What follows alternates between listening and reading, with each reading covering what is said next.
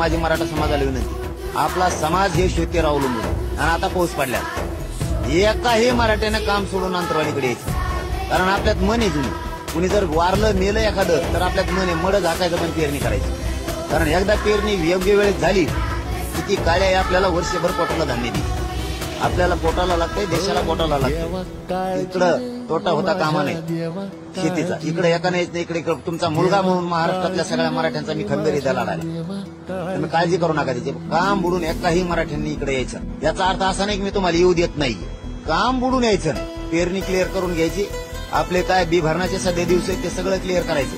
शेतात पाया घालायचे दिवस आहेत सध्या पेरणीचे दिवस आहेत, त्याच्यामुळं ट्रॅक्टर शेताने सुरू आहेत ते काम आधी करायचं. कारण आपण उदारनिर्वाह आपला त्याच्यावरती चालतो. या आरक्षणामुळे आपले लेकरं मोठे होणार आहेत, पण त्या शेतीमुळे सुद्धा आपले लेकरं मोठे होणार आहेत. एक खड्ड्यात जातो आणि एक उचलतो, चारही बाजूने